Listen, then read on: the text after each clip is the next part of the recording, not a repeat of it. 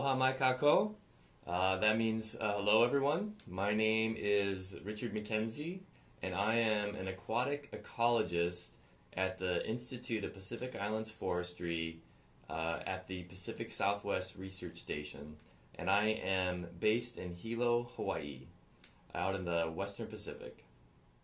One of my curiosities is I'm very interested in the native stream animals that live out here in Hawaii, and I'm interested in them because they're only found in Hawaii, so they're endemic to this area.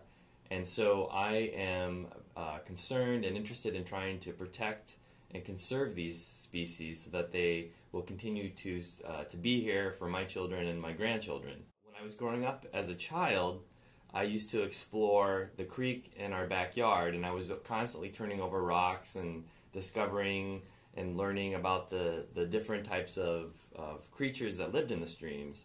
And naturally, when I moved to Hawaii, I did the same thing, and I picked over rocks and I found essentially different types of organisms in the streams. And the more that I learned about the streams, the more I realized that they are completely different than the streams that I grew up with. Specifically because we live on an island, we're surrounded by a very salty, large ocean.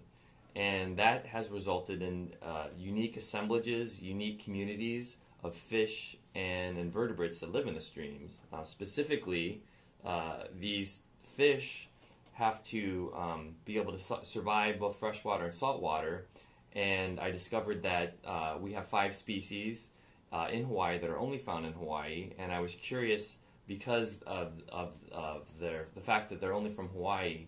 I was curious how things like invasive species or climate change might impact these species, because again, they're only found here in Hawaii, and once we lose them, they're gone.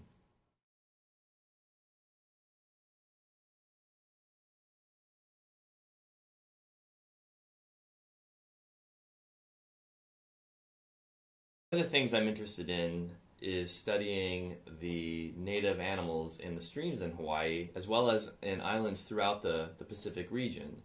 And the reason why is that these, as I mentioned earlier, these species are only found in these islands. But in addition to that, they're very unique animals in that they have a very unique life cycle that we call amphidremy. And this applies to the native fish that we have in our streams, which are called gobies, or in Hawaii we call them o'opu. Refers to, we have native freshwater shrimp, which in Hawaiian are called opai kalaole. And we have freshwater snails in our streams that are referred to as hihivai. And all 3 of these animals, these are, as I mentioned, are amphidromous, which means they require stream flow to complete their life cycle.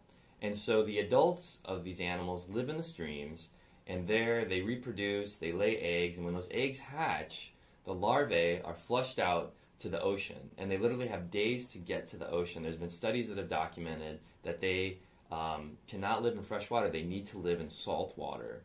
And so once they get to the salt water, they feed and they grow, and then when they reach a certain stage, they start to climb back into the freshwater streams, because now they need fresh water to live. And so as you can see, that stream flow is critical for maintaining their lives, whether they're shrimp or gobies or snails, because that flow gets them to the ocean, and it provides them with a trigger to recolonize into the stream and to scale up the waterfalls and to recolonize the habitats that they really like.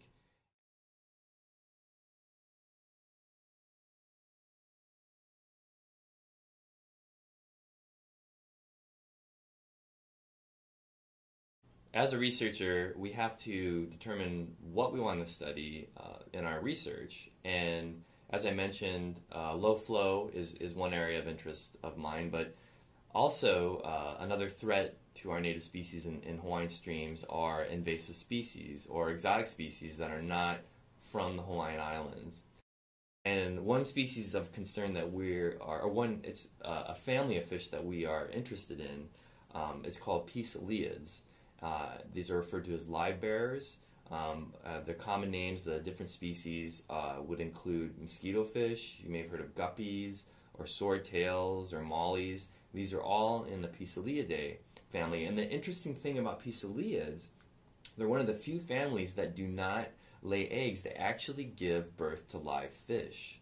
And because of that, you have now removed the egg stage, and so you remove that part of the life cycle that's vulnerable to predation by invertebrates or other fish, and you're giving birth to live babies. And so all of a sudden, again, you have hundreds to thousands of fish in a stream reach where there was once maybe only 10 to 20 gobies. And so as a researcher, I find that interesting to figure out what exactly is the mechanism that these exotic species are impacting our native species. So are they affecting the food web structure? Are they affecting the reproduction? And so we set out to set up experiments to get at that and to try to identify the exact impacts of those fish.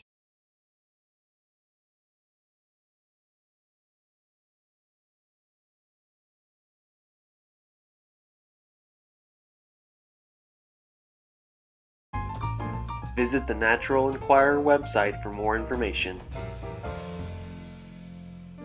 There you can find more about developing your own testable question.